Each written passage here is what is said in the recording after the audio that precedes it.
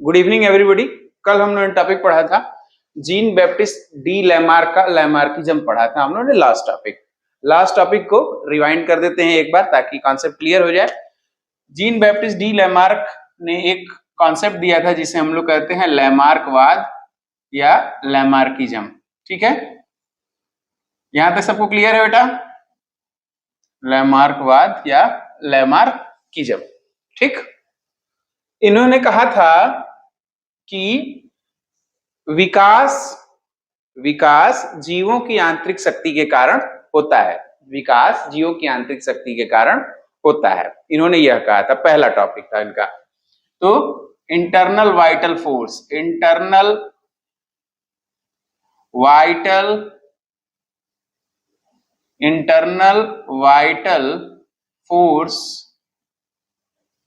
Is responsible for evolution.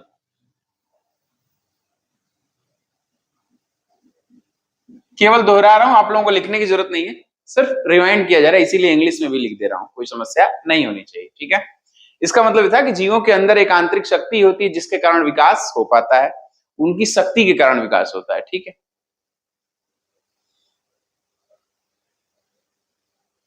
अब देखिए दूसरा इन्होंने कहा आंतरिक शक्ति के अनुसार फिर विकास पर वातावरण का प्रभाव पड़ता है। विकास पर वातावरण का प्रभाव पड़ता है, वातावरण का सीधा प्रभाव विकास पर पड़ता है।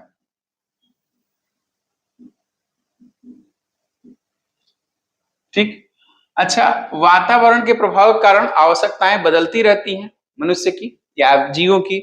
ठीक है, आवश्यकताएं बदल जाती हैं, तो वातावरण से सामंजस्य बनाने के लिए अलग अलग आवश्यकताएं या बदलती रहती हैं।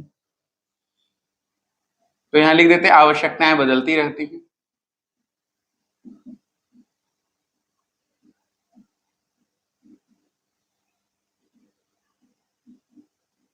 ठीक है भाई, आवश्यकताएं बदल गई बेटा, आवश्यकताएं बदल गई। अब क्या चाहिए भाई? जब आवश्यकताएं बदल जाती हैं तो फिर आवश्यकताओं की पूर्ति भी होनी चाहिए।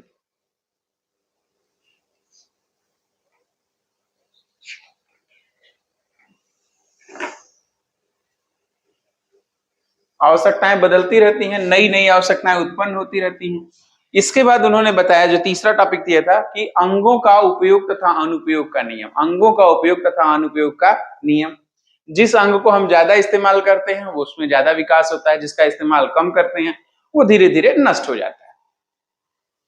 तो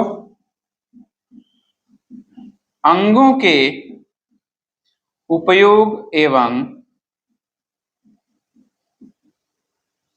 अनुपयोग का सिद्धांत भी दिया था इन्होंने। बेटा यहां तक समझ में आ रहा था ना आप लोगों को? चलो, अंगों के उपयोग एवं अनुपयोग का। फिर दूसरा इन्होंने क्या कहा? इन्होंने दूसरा कहा उपार्जित लक्षणों की वंशागति का सिद्धांत।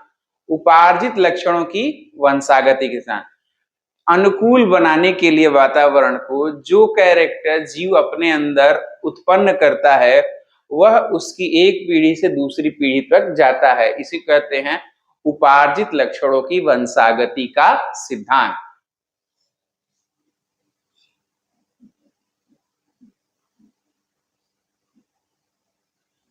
लक्षणों की वंशागति का सिद्धांत।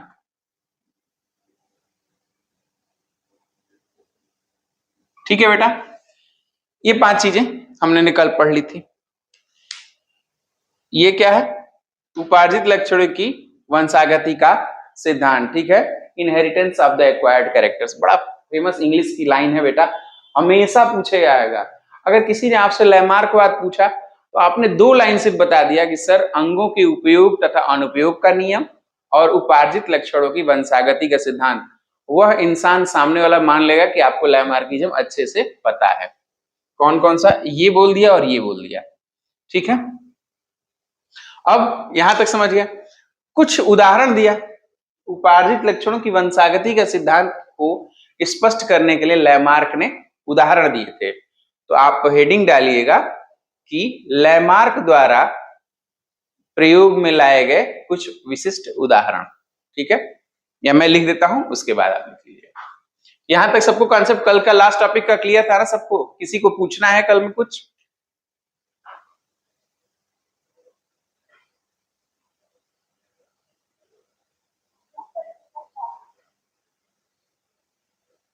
क्लियर है ना? चलो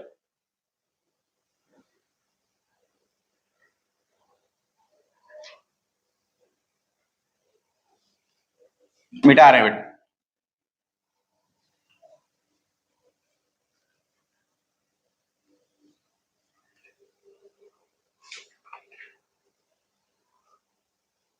तो अब लेमार्क ने कुछ अपने उदाहरण दिए, अपने कॉन्सेप्ट को सिद्ध करने के लिए कुछ उदाहरण दिए। ठीक है, तो लिखिए हेडिंग, लेमार्कवाद के समर्थन में इस्तेमाल किए गए कुछ उदाहरण। लेमार्कवाद के समर्थन में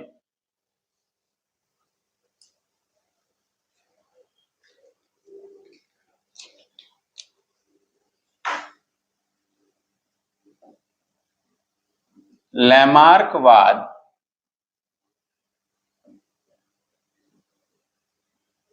के समर्थन में कुछ उदाहरण।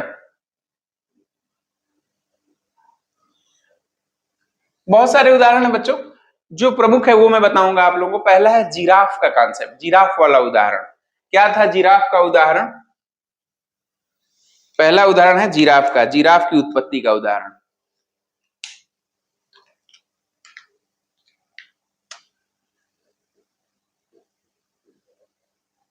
जिराफ की उत्पत्ति कैसे हुई?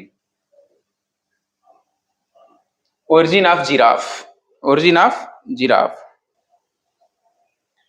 बच्चों, जिराफ आप लोगों ने देखा है गधे की तरह छोटा छोटा होता है क्या? है ना? जिराफ गधे की तरह छोटा छोटा होता है। नहीं देखा है? कैसी होती? कौन बताएगा? कौन जिराफ कैसा दिखता है? लंबी गर्दन वाला, लंबी गर्दन वाला जिराफ। ठीक है बच्चों, अफ्रीका के जंगल में ज्यादातर जिराफ पाए जाते हैं। तो जब शुरुआत में जिराफ बना, जब शुरुआत में जिराफ बना तो वह बकरी की तरह था और जमीन पे छोटी छोटी घासों को खाया करता था। सुन लीजिए ध्यान से। प्रारंभिक अवस्था में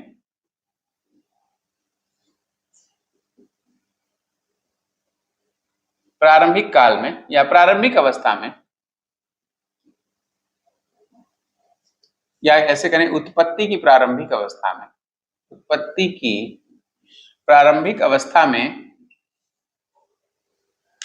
उत्पत्ति की प्रारंभिक अवस्था में जो जिराफ बना था बच्चों, वह बकरी की तरह था, छोटी छोटी घासों को खाया करता था।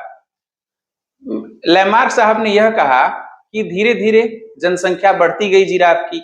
जैसे जैसे जिराफ की जनसंख्या बढ़ती गई, जो जमीन पे घासें थी वह कम होती गई, गर्मी भी बढ़ गई थी। धीरे धीरे क्या हुआ, घासें कम होती गई। अब क्या हुआ, उसको खाना खाने के लिए थोड़ा उचक करके थोड़ी और ऊंची डाली को खाना पड़ा। वो खाने लगा तो थोड़ी गर्दन में दबाव पड़ा, गर्दन में खिंचाव हुआ, थोड़ा और ऊंचा लंबा हो गया। फिर जब वो भी खत्म हो गया और जनसंख्या उसकी बढ़ गई तो और लंबी डाली को पकड़ना पड़ा, तो ऐसे पैर पकड़ के और ज्यादा दबाव दे करके और ज्यादा खिंचाव पड़ने लगा गर्दन पे। और धीरे धीरे खिंचाव होते होते होते होते लंबी गर्दन वाले जिराफ उत्पन्न हो गए। और जब यह गुण उनके अंदर आ गया तो उपार्जित लक्षणों की वंशागति का सिद्धांत दिया था इन्होंने। उन्होंने कहा था कि जो कैरेक्टर हम अपने अंदर उपार्जित करते हैं, एक्वायर करते हैं, वही हमारे एक पीढ़ी से दूसरी पीढ़ी तक जाता है। उपार्जित लक्षणों की वंशागति का यही सिद्धांत है। अभी आप लोगों को यह जिराफ वाला कॉन्सेप्ट समझ में आएगा, लंबी गर्दन वाला जिराफ कैसे बना? ठीक है मधुर?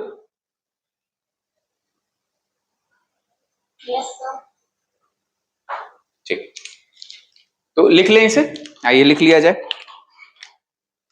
प्रारंभिक अवस्था में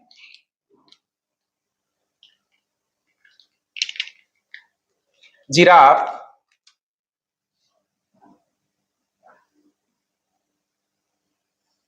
छोटे कद का कद का बकरी की तरह जानवर था, बकरी की तरह का जीव था, बकरी के जैसे जैसे होते थे, होते थे तथा अफ्रीका के जंगलों में घासों को खाते थे। अफ्रीका के जंगलों में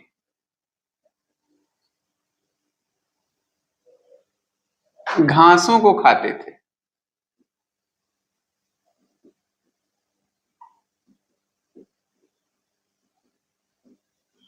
परंतु उनकी जनसंख्या बढ़ने के साथ ही परंतु उनकी जनसंख्या बढ़ने के साथ ही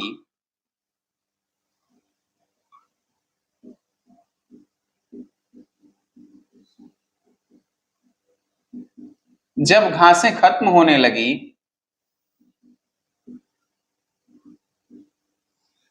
समाप्त होने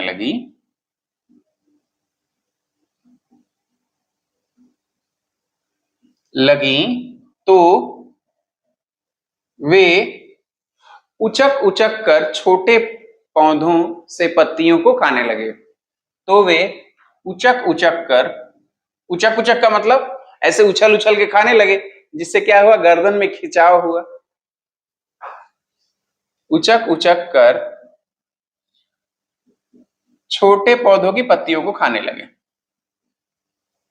पौधों की पत्तियों को खाने लगे,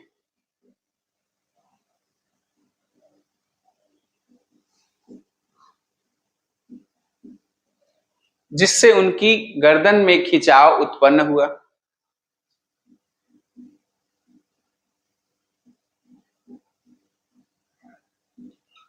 उनके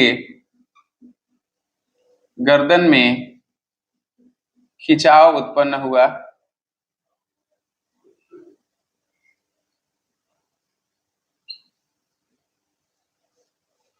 जब यह छोटे पौधे भी समाप्त हो गए तब जब यह छोटे पौधे भी समाप्त हो गए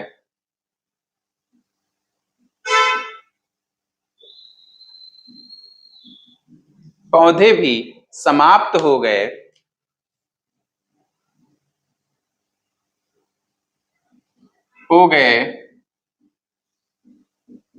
तो वे और ऊंचे पौधों को खाने लगे, और ऊंचे पौधों की पत्तियों को खाने लगे, पौधों की पत्तियों को खाने लगे, और ऊंचे पौधों की पत्तियों को खाने लगे। दिखाई दे रहा है बेटा?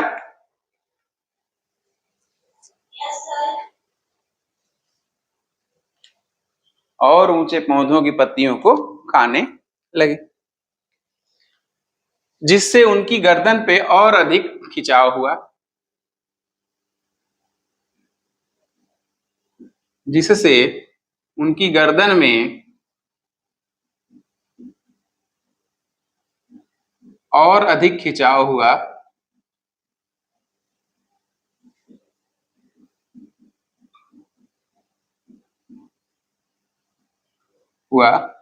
और धीरे धीरे लंबी गर्दन वाले जिराफ उत्पन्न हो गए।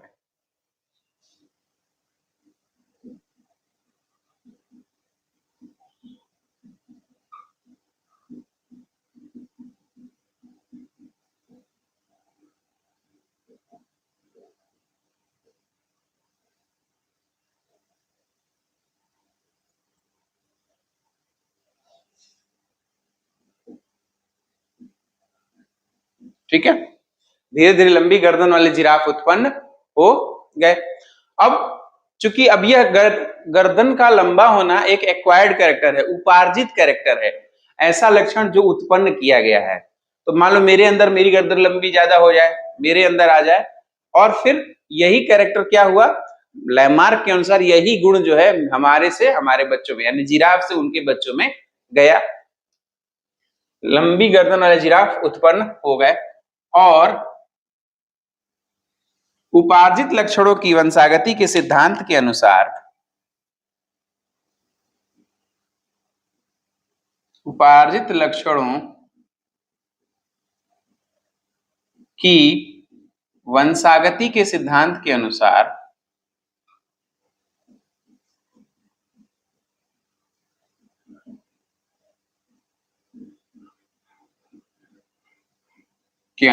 उपार्जित लक्षणों की वंशागति के सिद्धांत के अनुसार लंबी गर्दन वाले जिराफ उत्पन्न हो गए, या ऐसे लिखो कि लंबी गर्दन वाले जिराफ से आज के आधुनिक लंबी गर्दन वाले जिराफ उत्पन्न हुए। लंबी गर्दन वाले,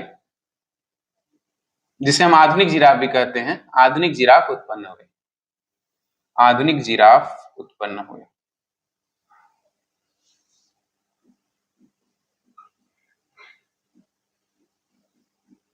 ठीक है,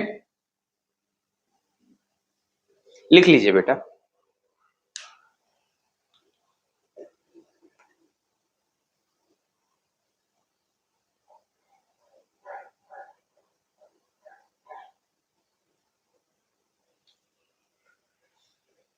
लिख लिया बेटा? Yes sir. चलिए, यहां जितने लोग उपस्थित हैं क्लास में, आप लोग यह बताइए, आपको यह कॉन्सेप्ट समझ में आया? लेमार्क क्या बता रहे थे? उपार्जित लक्षणों की वंशागति का सिद्धांत समझ में आया? सभी लोगों सुनना है। ओके, अर्जुन, लाली, कृष, समीक्षा, सभी लोगों को ना? चलो, अब बेटा यह पता चल गया कैसे लंबी गर्दन वाले जिराफ उत्पन्न हो गए। अब उनका दूसरा कॉन्सेप्ट था use and disuse of the organism, organs. क्या मतलब? जिन अंगों का हम प्रयोग करते हैं उनके वृद्धि होती है, और जिनका प्रयोग नहीं करते वो धीरे धीरे हरासित हो जाते हैं या खत्म हो जाते हैं। इसको उन्होंने कैसे प्रूव किया? उन्होंने एक दूसरा उदाहरण लिया, उदाहरण नंबर 2 लिख लिया तो मिटा दें। अब बत्तख का उदाहरण लिया उन्होंने, जलीय पक्षी का। कॉन्सेप्ट समझा देता हूं फिर लिखवा देता हूं। हाँ बेटा, सॉरी,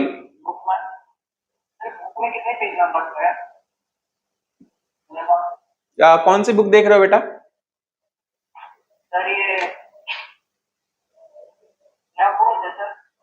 नवोद है तो उसमें होगा 284 पर, बाकी एनसीईआरटी का है, एनसीईआरटी में देख लेना बेटा, याद नहीं आ रहा, वैसे 284 के आसपास होगा। ठीक है, मिल गया। चलो,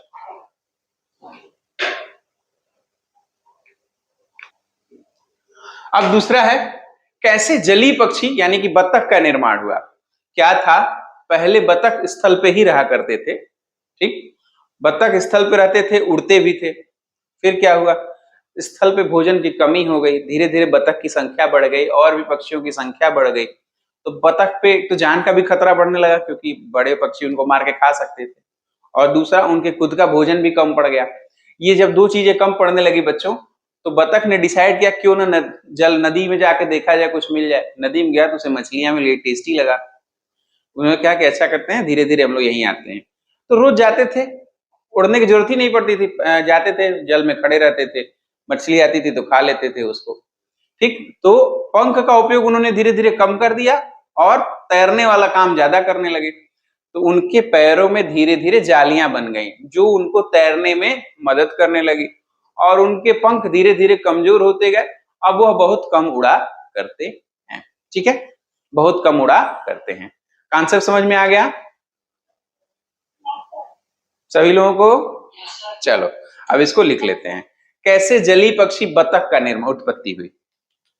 ठीक है,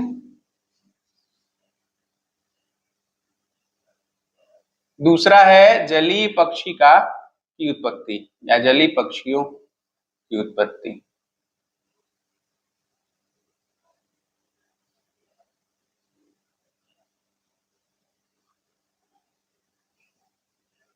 ठीक है, जलीय पक्षियों की उत्पत्ति। बच्चों वही जो हमने कॉन्सेप्ट बताया था, लिख लेते हैं उसी को। क्या?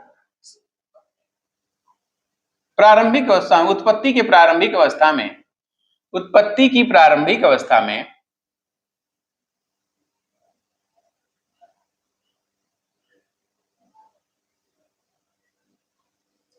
में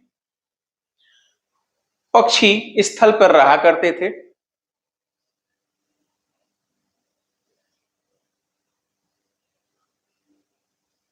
पर ही रहा करते थे।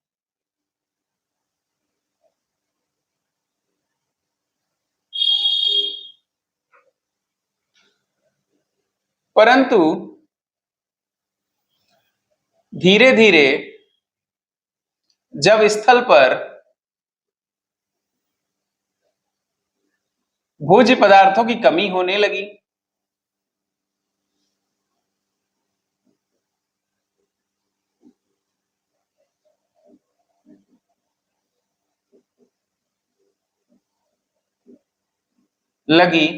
तो बतख जैसे पक्षी जल में जाकर के शिकार करके अपना भोजन ग्रहण करने लगे। तो बतख जैसे पक्षी जलीय स्रोतों से अपना भोजन ग्रहण करने लगे। स्रोतों से अपना भोजन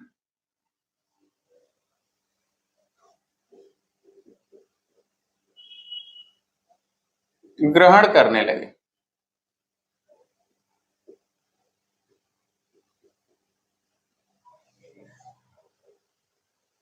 जलीय स्रोतों में से भोजन ग्रहण करने के कारण उन्हें अपने पंख का कम इस्तेमाल करना पड़ता था तथा पैरों का ज्यादा इस्तेमाल तैरने के लिए करना पड़ता था। लिख लीजिए,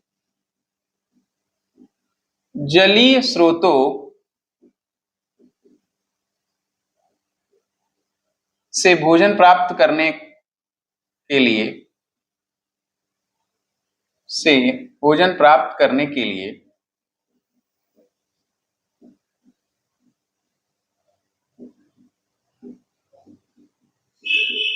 उन्हें अपने पैरों से तैरना पड़ता था।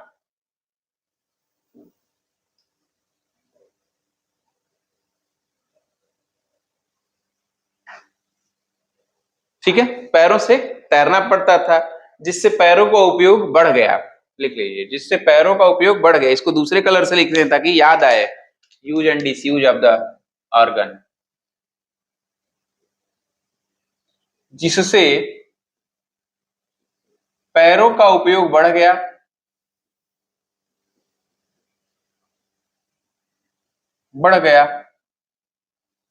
और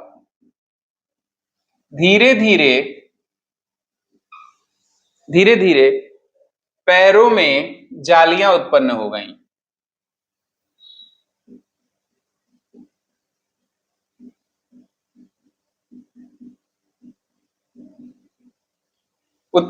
गईं। जो उन्हें तैरने में सहायता प्रदान करती थी।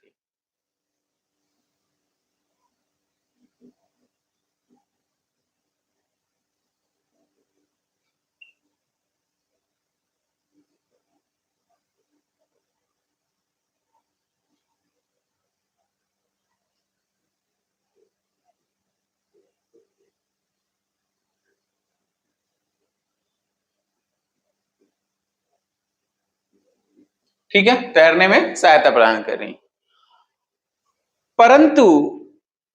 परंतु बतख ने अपने पंखों का इस्तेमाल धीरे धीरे कम कर दिया और उनमें ह्रासित हो गए, चाहे वो कमजोर हो गए। या ऐसे लिख ले कि पैरों में जालियां उत्पन्न जो उन्हें तैरने में सहायता प्रदान करती थी। जल में ज्यादा, या ऐसा करें कि पंखों का इस्तेमाल कम होने के कारण पंखों का इस्तेमाल या उपयोग कम होने के कारण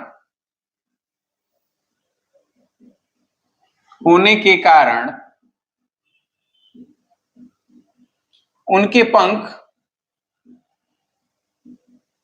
धीरे धीरे कमजोर हो गए, धीरे धीरे कमजोर हो गए। ऐसा नहीं कि बतख में पंख नहीं होता है, वो उड़ नहीं सकता, उड़ता है बच्चों, लेकिन बहुत सीमित दूरी तक उड़ता है, बहुत कम हाइट तक उड़ता है। ठीक, ज्यादातर वह क्या करता है, तैरने का कार्य करता है। बतख देखा है आप सभी लोगों ने? ठीक,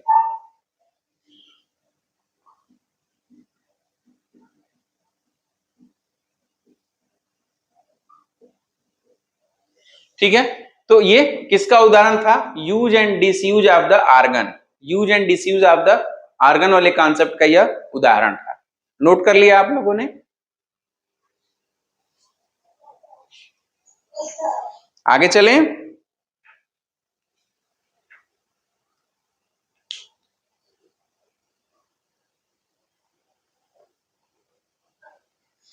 बच्चों एक और कॉन्सेप्ट है, मैं लिखवा देता हूं उसको भी, या ऐसा कर तो बता देता हूं, आप लोग लिख लीजिएगा।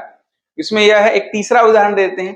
पहले क्या था, सांप जो रेप्टाइल्स हैं उनके पास भी पैर होते थे, रेप्टाइल्स के पास भी पैर हुआ करते थे, परंतु मोर या अन्य बाज उनको खा जाते थे। ठीक है, तो उनके डर से वो क्या छुपने लगे, बिल के अंदर जाके रहने लगे।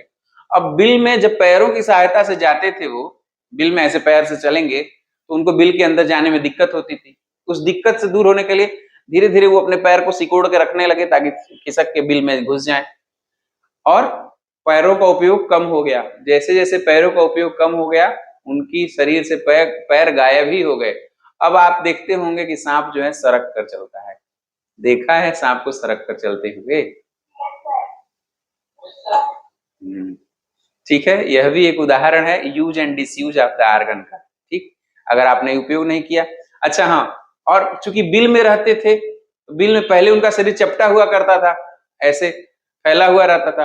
अब क्या हुआ, धीरे धीरे बिल में रहने के कारण क्या, उनका धीरे धीरे से जो शरीर है वो बेलनाकार हो गया। ठीक, सांप का देखे हैं, मोटा मोटा उनका शरीर जो है रफली जो है बेलनाकार होता है। ठीक, यही कॉन्सेप्ट। तो लिखवाने की आवश्यकता है क्या, एक बस उदाहरण लिख देते तीसरे नंबर का, सर्प के पैरों में ह्रास। बस इतना लिखवा देते हैं, आप लोग समझ जाएंगे कि क्या मैं कह रहा हूं। लिखवाने की आवश्यकता तो नहीं है ये? सभी लोग यहाँ पे, कुछ लोग लिख लेंगे। चल, तो मैं केवल लिख दे रहा हूं तीसरा पॉइंट कि रेप्टाइल्स में के पैरों में ह्रास।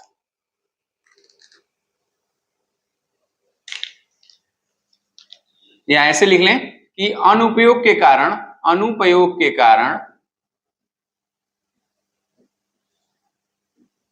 कारण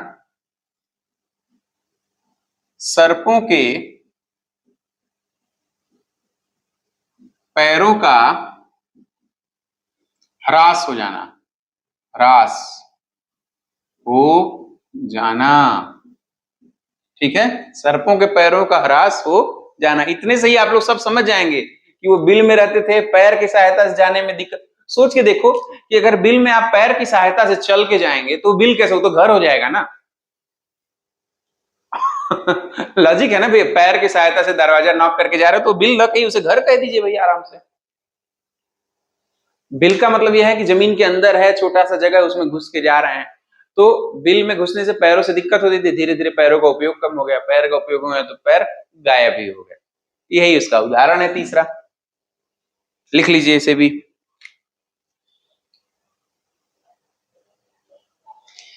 लेकिन बच्चों क्या ये सारे कॉन्सेप्ट, जो 5 कॉन्सेप्ट उन्होंने दिए थे लैमार्क साहब ने, पहला उन्होंने क्या दिया था, लैमार्क का जो पहला कॉन्सेप्ट है वह क्या है, इंटरनल वाइटल फोर्स से जीवों में विकास होता है, जीवों में विकास होता है। क्या यह सत्य है? नहीं, बहुत सारी चीजें उनकी असत्य हैं। तो आप लोग लिखिए लैमार्कवाद की आलोचना, हेडिंग लिखिए लैमार्कवाद की आलोचना। इसे मिटा रहे हैं बेटा, लिख लिया है सभी लोगों ने? Yes, sir. चलो,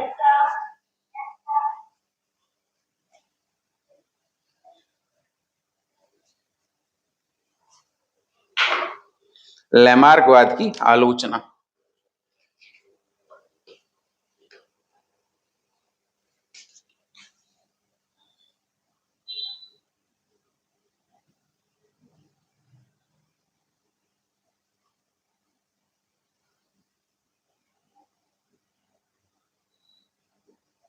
लैमार्कवाद की आलोचना का मतलब क्रिटिसाइज लोग करते हैं ना कि नहीं लैमार्क ने ये गलत किया, वो गलत किया, ऐसा किया, वैसा किया। ठीक, लैमार्क ने कुछ चीजें तो गलत बता दी, लेकिन फिर भी क्यों लैमार्कवाद को हम पढ़ते हैं? एक कॉन्सेप्ट है बच्चों, जब आप लोग इंटरव्यू वगैरह में जाएंगे तो आपसे पूछा जाएगा कि भाई ठीक है, आप मानते हैं आप लैमार्कवाद की आलोचना कर रही हैं या कर रहे हैं, लेकिन जब आप आलोचना ही कर रहे हैं, इतना ही खराब है, तो लैमार्कवाद को खत्म कर देना चाहिए। तो आप उन्हें बताइएगा कि सर लैमार्कवाद जरूर गलत है, परंतु उसने विकासात्मक प्रक्रियाओं की नींव रखी थी। मतलब विकास के बारे में पहली बार किसी ने अगर सोचा था तो वो लैमार्क ही तो थे। विकास की प्रक्रिया होती है यह बताने के लिए उन्होंने ही तो आधारभूत आधार रखा था, और कभी भी आधार को नहीं हटाया जा सकता। क्या घर से आप लोग नींव को हटा सकते हैं? नहीं हटा सकते, इसीलिए एग्जैक्टली नहीं हटा सकते, इसीलिए हम गलत जरूर है, बहुत सारी चीजें विज्ञान में गलत पढ़ेंगे हम लोग जो गलत है, लेकिन हम उसको इसलिए पढ़ते हैं ताकि हमें पता चल सके कि पूर्वज लोगों ने इतनी मेहनत की है, तब धीरे धीरे धीरे धीरे कॉन्सेप्ट नए नए आए हैं और विकास विज्ञान का यहां तक हुआ है। तो ये इंटरव्यू में अक्सर पूछते हैं लोग, पुराने लोग रहेंगे। अब आप लोग जब भी इंटरव्यू वगैरह में जाएंगे सब पुराने लोग बैठे रहेंगे, उनको पता है कि आप लैमार्कवाद तो याद कर लेंगे, लेकिन आप उस पर तर्क कैसे करें वो यह जानना चाहते हैं। ठीक है, तो अब लिखेंगे लैमार्कवाद की आलोचना, क्रिटिसिज्म ऑफ लैमार्किज्म।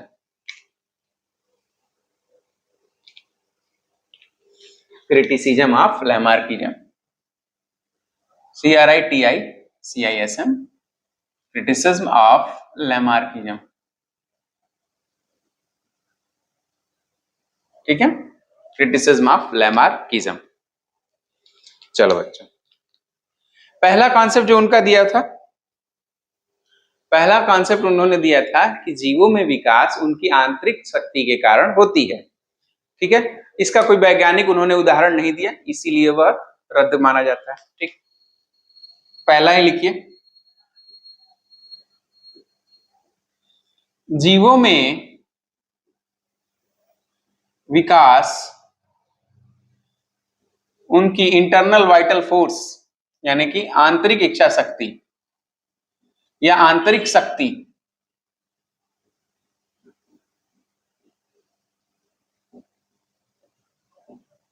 के कारण होता है, आंतरिक शक्ति के कारण होता है।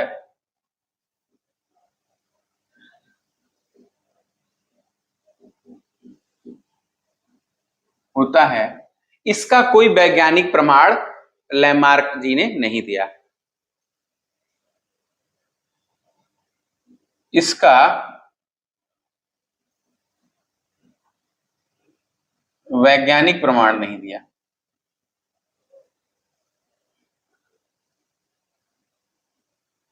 लैमार्क ने नहीं दिया।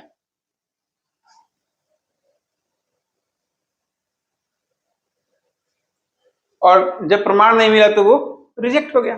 जब प्रमाण नहीं मिला तो क्या हो गया, वो रिजेक्ट हो गया। ठीक है, पहला पॉइंट तो ये लिख लीजिए।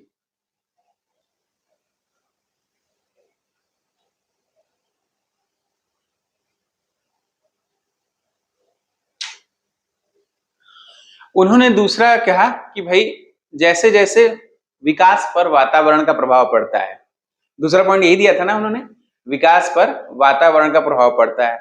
तीसरा उन्होंने दिया कि जैसे जैसे वातावरण बदलता है उसको अनुकूल होने के लिए हमें नई नई आवश्यकताएं हो जाती हैं, और नई आवश्यकताओं की पूर्ति के लिए नए नए अंग डेवलप हो जाते हैं। यह बात नहीं समझ में आ रही है। जैसे मान लो यहां तक तो समझ में आ रही है भाई कि वातावरण पर विकास का प्रभाव पड़ता है, चलिए हम इसे मानते हैं, परंतु क्या विकास से जो उत्पन्न विकास के लिए जो नई नई आवश्यकताओं की पूर्ति के लिए नए नए अंग बन जाएंगे? सपोज करिए कि क्या जाड़े, अभी गर्मी का मौसम चल रहा है, जैसे ही बरसात आ जाए तो हमारे शरीर में रेनकोट न डाल करके कोई एक ऐसा अंग बन जाए जो ऐसे बटन दबाएं या बरसात को सेंस करके पूरा झिल्ली बना दे हमारे शरीर पे। ऐसा होना चाहिए क्या? ये समझ से परे है, ये हमारे समझ से परे की बात है। ठीक है, तो इसलिए यह भी रिजेक्ट हो गया। कि लिख देते हैं तब आप समझ में आएंगे क्या। दूसरा कारण है कि विकास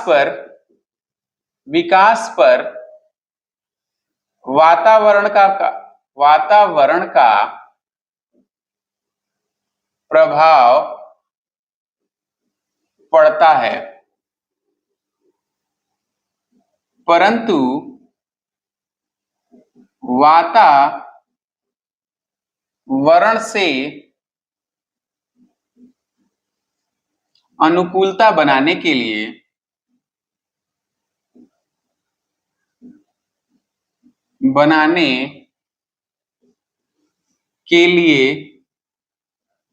नए अंग का विकास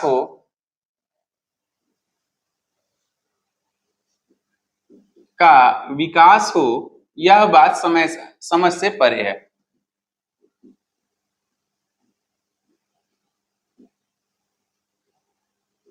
समझ से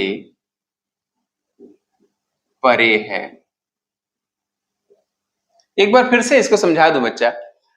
बेसिकली वो यह कहना चाहते थे लेमार्क साहब कि जो पक्षियों में, जैसे बतख जैसे पक्षी जो जल में स्थल पे रहते थे, धीरे धीरे उन्होंने वातावरण उनका प्रतिकूल हो गया स्थल पर, तो वो कहाँ चले गए? जल में चले गए। जब वह जल में चले गए तो जल के वातावरण से अनुकूलता के लिए उनके शरीर में, उनके पैरों में क्या हो गए? जालियां उत्पन्न हो गई। यह बात समझ से परे है कि केवल सिर्फ जल में रहने के अनुकूल बनाने के लिए जल एक नया अंग बन गया, यह बात समझ से परे है। यही बात वह कहना चाहते थे। देख लीजिए।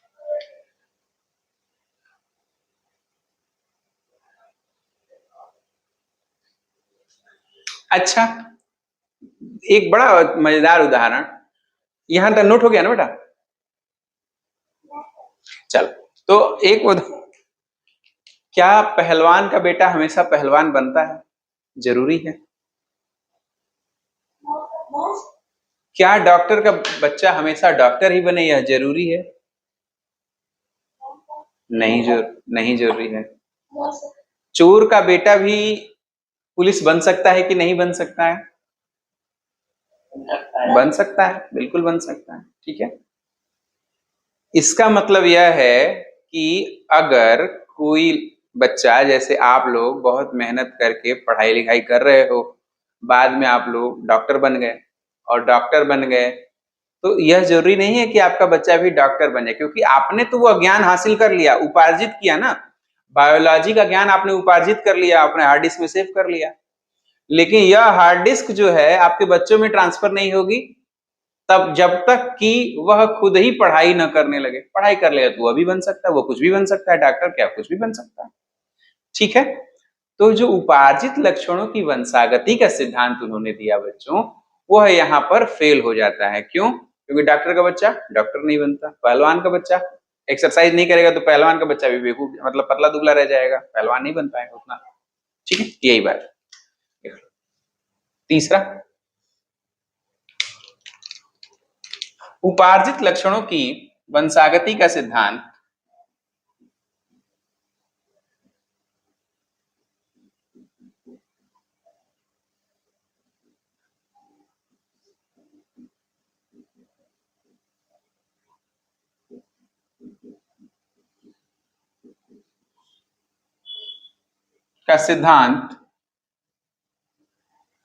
ठीक है, उपार्जित लक्षणों की वंशागति का सिद्धांत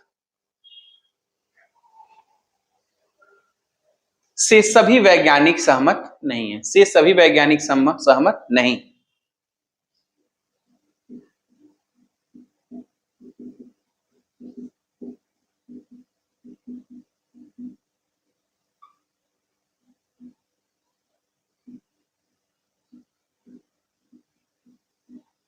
क्योंकि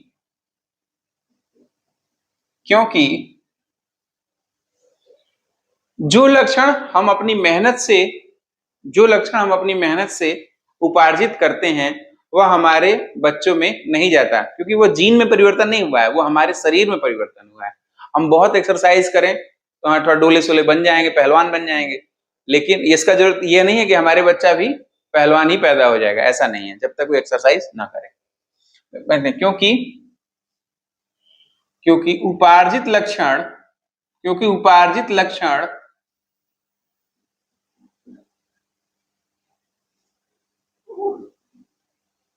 उपार्जित लक्षण जीवों के जीन में परिवर्तन नहीं करते हैं, या उपार्जित लक्षणों की आनुवंशिकी तब तक नहीं होती, उपार्जित लक्षणों की आनुवंशिकी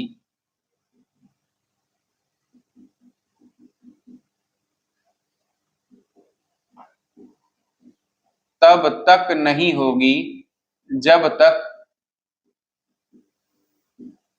तक वह जीव के जीन में न परिवर्तन कर दे, जीव के जीन में न परिवर्तन कर दे। क्या लिखा है बता रहे हैं बेटा,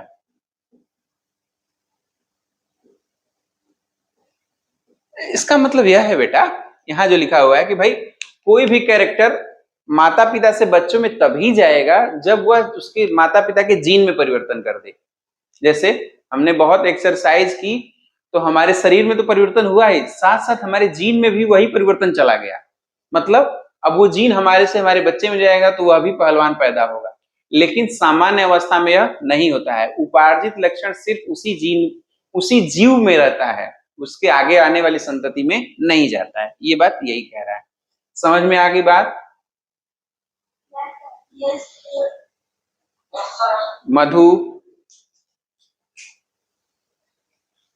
मधु समझ में आई?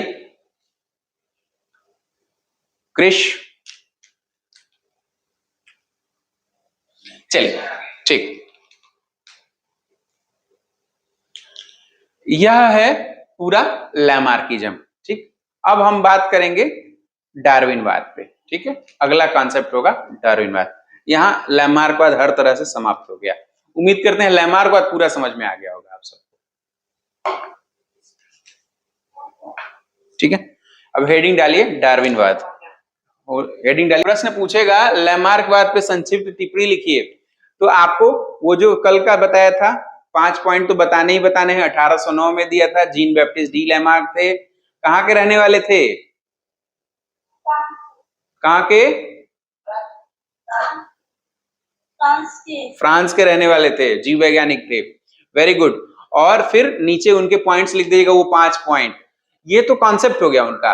अब उसके बाद दूसरा आप लिखेंगे उसी में कि उनके क्या उदाहरण थे और उनकी क्या आलोचनाएं थी। यहां तक लिखिएगा तभी पूरे नंबर मिलेंगे बेटा।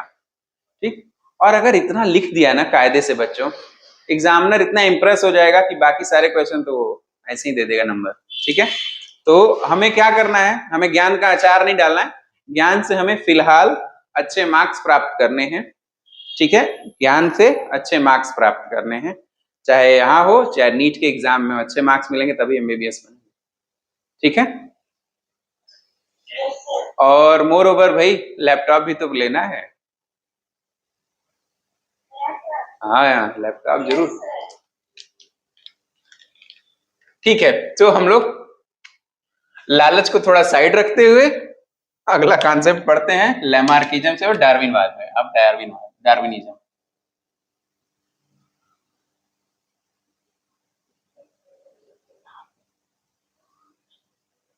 डार्विनिज्म, ठीक है, डार्विनिज्म। हेडिंग लिखिए डार्विनिज्म।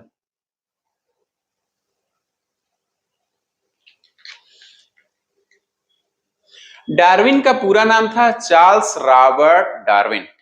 ठीक है, इनका पूरा नाम था Charles Robert Darwin. Charles Robert Darwin.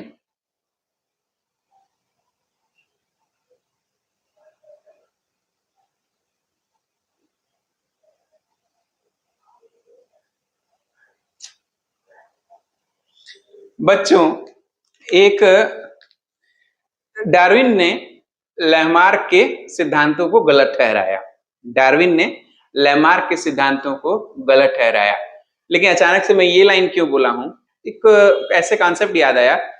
Lamarck ने कब दिया था ये कॉन्सेप्ट? 1809 में। कब दिया था लैमार्क ने? इसी साल, जिस साल लैमार्क ने यह कॉन्सेप्ट दिया था उसी साल डार्विन साहब पैदा हुए थे। ठीक है, उनको क्या पता कि उनका जब जिस साल वो कॉन्सेप्ट दे रहे हैं उसी साल उसको विरोध करने वाला भी पैदा हो गया है। ठीक है, जब जब धर्म की हानि होगी मैं जन्म लूंगा, ऐसा है ना कुछ, यदा यदा ही धर्मस्य। ठीक है, तो चार्ल्स डार्विन, इनका जन्म हुआ 1809 में। इनका जन्म हुआ था 1809 में।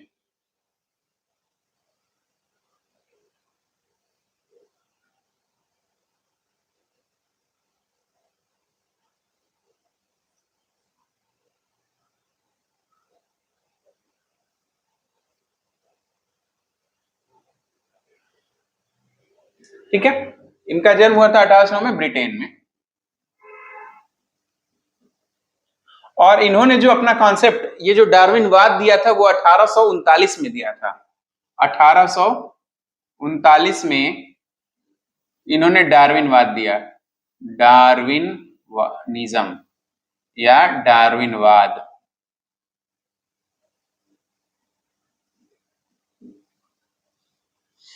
क्लियर है बेटा? डार्विनवाद कब दिया था उन्होंने? 1839 में दिया था। अच्छा, इससे एक बड़ा अच्छा पूछता है कि ऐसे कौन से वैज्ञानिक थे जो HNS बीगल नामक पानी की जहाज में यात्रा किए थे? वो डार्विन साहब ही थे। अब पहले एक कहानी सुनाता हूं, तब आप लोगों को ज्यादा इंटरेस्ट आएगा। हुआ ये कि कैम्ब्रिज विश्वविद्यालय में डार्विन साहब अपना अध्ययन का अध्यापन का कार्य करते थे। कैम्ब्रिज विश्वविद्यालय नाम सुना है? ब्रिटेन में है। चलो सुन लोगे, अभी तो सुन लिया, आज तो सुन लिया। चलो, हाँ, तो कैम्ब्रिज विश्वविद्यालय में पढ़ाते थे।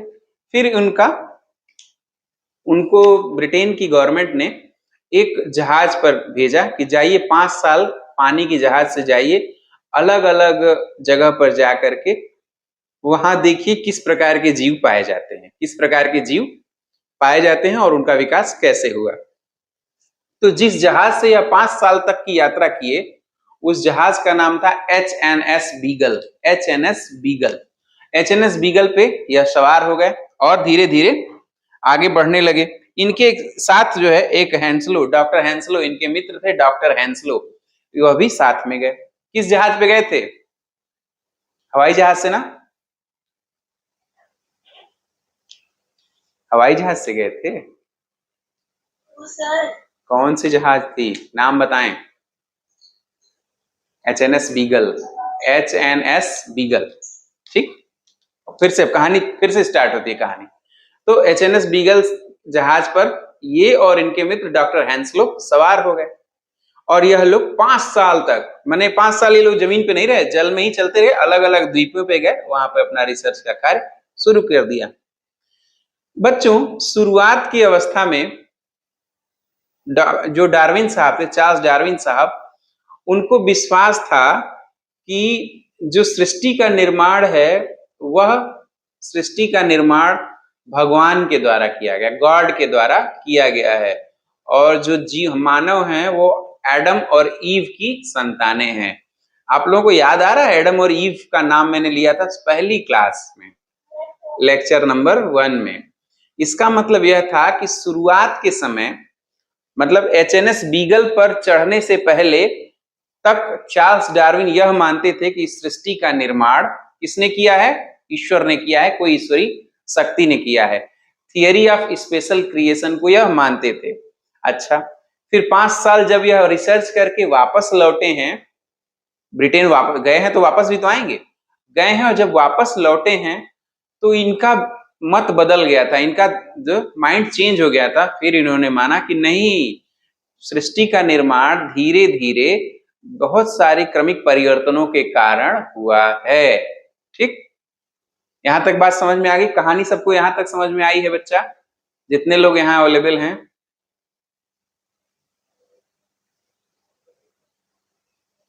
सन्नाटा हो गया, आवाज नहीं गई या समझ में नहीं आया?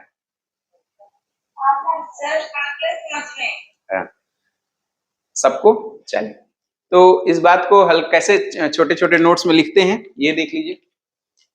चार्ल्स रॉबर्ट डार्विन, 1809 में जन्म हुआ था इनका। यहाँ जन्म लिख दो बेटा, नहीं तो आप लोग भूल जाओगे। और ध्यान देना ये वही सन है जब 1809 में ही लैमार्किज्म आया था। जी, लैमार्किज्म आया। चार्ल्स डार्विन 1839 में अपना दिए थे। तो अब 1839 में दिया था इन्होंने। और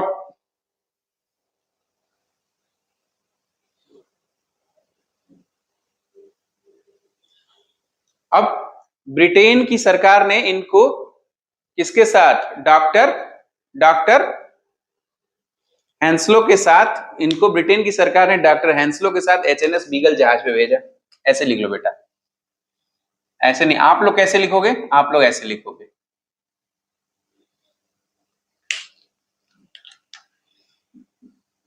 ब्रिटेन सरकार ने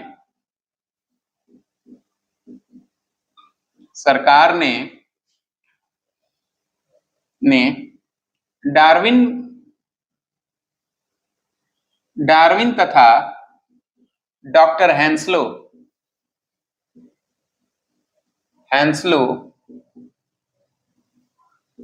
को HMS बीगल BEGAL नामक पानी की जहाज से,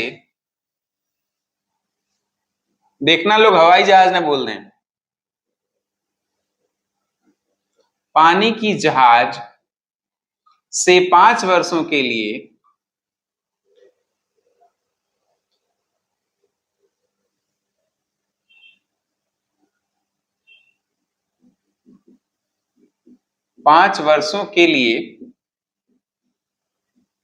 विश्व सर्वेक्षण पर भेजा।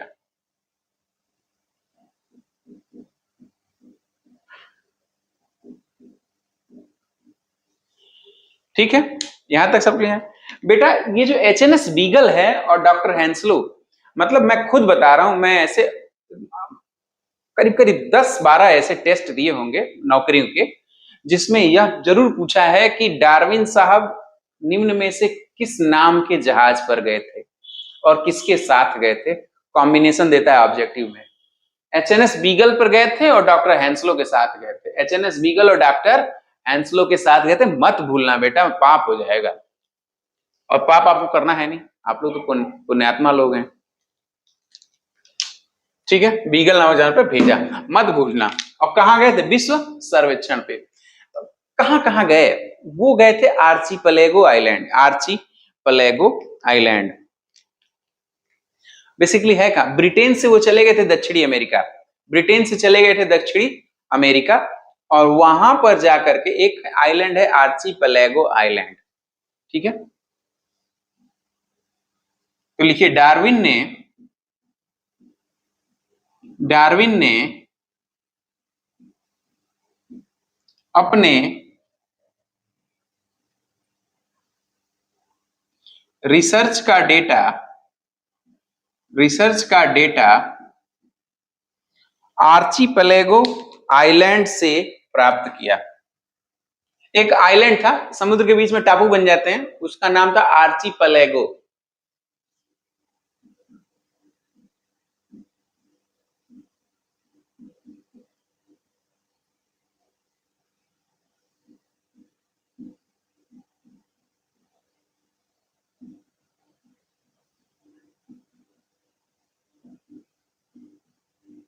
ठीक है, आर्चीपलेगो आइलैंड से प्राप्त किया। अच्छा, जब वो 5 साल के बाद वापस आए, एक्चुअली 1931 में भेजा गया, तो 5 साल बाद जब वो लौटे तो क्या समय हो गया था, 1936 हो गया। अब वो मान लो डेटा जुटा के रखते गए, डायरी में नोट करते गए सब कुछ। जब लेकर के 1936 में आ गए, तो उसके बाद 3 साल तो उनको लग गया सारे डेटा को एनालाइज करने में। जब एनालिसिस हो गई, फिर उसको कंपाइल करके उन्होंने एक किताब लिखी, ओरिजिन ऑफ स्पीसीज। बच्चों, इस पुस्तक का जब ये पुस्तक छपी, इसकी इतनी डिमांड हो गई कि बाइबिल के बाद सर्वाधिक बिकने वाली यह दूसरी किताब है। या तो बाइबिल सबसे ज्यादा बिकती है, या फिर उस दौरान या तो बाइबिल सर्वाधिक बिकती थी, या फिर ओरिजिन ऑफ स्पीसीज। 2 किताबों छाई हुई थी। बाइबिल तो खैर बहुत सालों से छाई हुई थी, लेकिन इतनी फेमस ये किताब थी। क्या नाम था इसका, origin of species, written by Charles Darwin.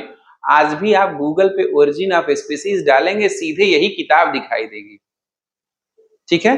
Darwin की फोटो दिखाई देगी और यह किताब दिखाई देगी। इतनी फेमस यह किताब है, अमेजोन पे भी मिलती है। तो लिखिए, डार्विन ने अपना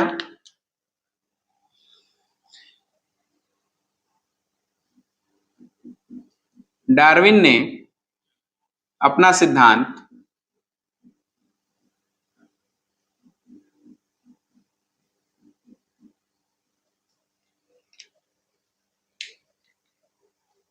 ओरिजिन ऑफ स्पीसीज, बेटा ओरिजिन ऑफ स्पीसीज,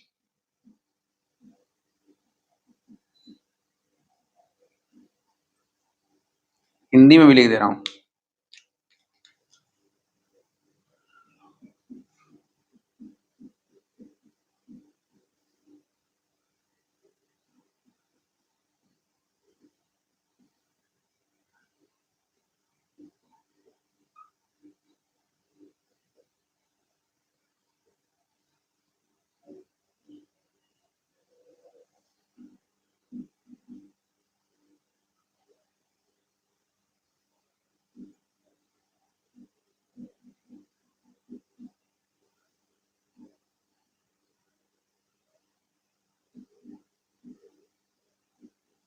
ठीक है, ओरिजिन ऑफ स्पीसीज नामक पुस्तक में क्या किया, प्रकाशित किया। ठीक, यस सर। चल, अब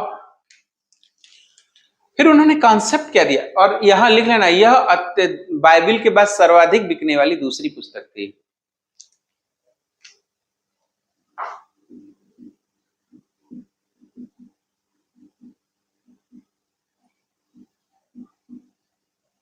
या ये लिख दें कि यह बाइबिल के बाद दूसरी सर्वाधिक प्रख्यात पुस्तक थी,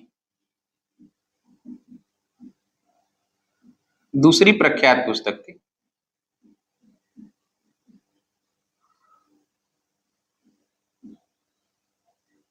ठीक है, यह बाइबिल के बाद दूसरी प्रख्यात पुस्तक थी। यहां तक तो बेटा यह सामान्य जानकारी है। अब हम बात करेंगे वास्तव में उनका क्या कॉन्सेप्ट था, उस पे ऐसा क्या लिख दिया डार्विन साहब ने कि उनकी पुस्तक इतनी फेमस हो गई। ठीक है, अच्छा ये तो छूट ही गया है ना कि जाने से पहले तक Darwin theory of special creation में विश्वास रखते थे। लिख लेना इसे, अपनी यात्रा से पहले तक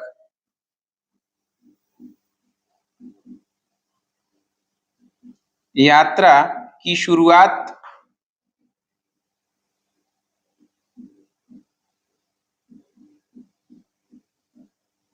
से पहले तक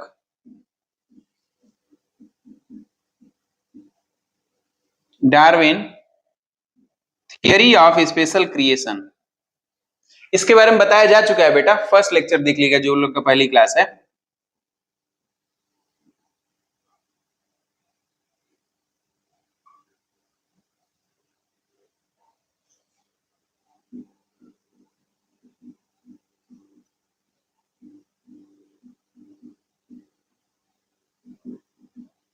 परंतु यात्रा के बाद उनका मत बदल गया।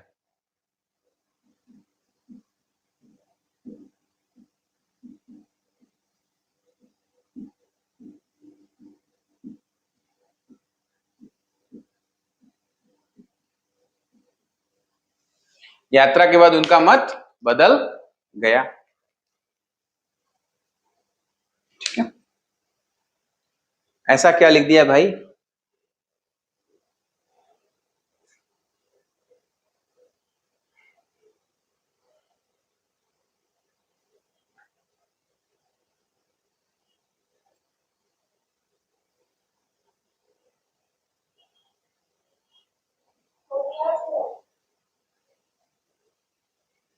ठीक है, तो आज के लिए बस इतना ही। यह सस्पेंस है कि ऐसा क्या लिख दिया अपनी पुस्तक ओरिजिन ऑफ स्पीसीज में डार्विन साहब ने कि उनकी पुस्तक इतनी प्रख्यात हो गई। इस पे हम लोग कल चर्चा करेंगे, और कल दो फेमस बहुत इंटरेस्टिंग कहानियां भी हैं इससे संबंधित, यह भी हमें सुनाना है। आज किसी को कुछ पूछना हो तो क्वेश्चंस आर वेलकम, आप क्वेश्चंस पूछ सकते हैं जो अभी तक की क्लासेस हुई हैं उससे संबंधित। सर क्रमिक विकास बॉटनी में है या जुलॉजी में? सॉरी, सर बायोलॉजी के 2 पार्ट्स हैं, जुलॉजी और बॉटनी, तो क्रमिक विकास बॉटनी में पढ़ रहे हैं या जुलॉजी में? अच्छा, हमने कुछ उदाहरण आपको बताए हैं, कुछ उदाहरण जूलॉजी से भी बताए हैं, कुछ उदाहरण प्लांट्स पे भी बताए हैं, जैसे बैगनवेलिया और पैसिफ्लोरा का उदाहरण बताया था, वो बॉटनी है। Yes sir. चमगादड़ का बताया था, तितली का बताया था, खरगोश का बताया था, वो जूलॉजी है। देखिए, विकास तो सब में हुआ है ना, विकास किस में हुआ है? सभी जीवों में हुआ है, न सिर्फ जीवों मतलब ऐसे जीवों में, पौधों में भी विकास हुआ है। पौधों में विकास है। अगर आप पहली क्लास देखें जो डिजिटल बोर्ड पे हुई थी, उसमें क्या बताया गया था? आप में जियोलॉजिकल टाइम स्केल बताए गए थे। उसमें सबसे पहले बताया गया कि जो पौधे थे वह जल में रहते थे, फिर धीरे धीरे वो टेरेस्ट्रियल सरफेस पे यानी स्थल पर शिफ्ट हो गए। यहां तक सबको क्लियर है बेटा? तो अब इसका मतलब यह है कि क्रमिक विकास तो सब में हुआ है, जीव चाहे वो जानवरों में हुआ हो या पौधों में हुआ हो, जंतुओं में या पौधों में, सब में हुआ है। अतः क्रमिक विकास को दोनों में अध्ययन किया जाता है, क्रमिक विकास को दोनों में अध्ययन किया जाता है। हाँ, जब आप सिर्फ बॉटनी पढ़ेंगे तो ऐसा कर लेंगे कि सिर्फ और सिर्फ पौधों में कैसे विकास हुआ यह देखेंगे। जब आप जूलॉजी पढ़ेंगे तो सिर्फ और सिर्फ जंतुओं में कैसे विकास हुआ है, क्रमिक विकास हुआ है, यह अध्ययन करेंगे। लेकिन अगर केवल पर्टिकुलर टॉपिक की बात करें कि इवोल्यूशन किस में आएगा, इवोल्यूशन दोनों में ही। और किसी को कुछ पूछना है?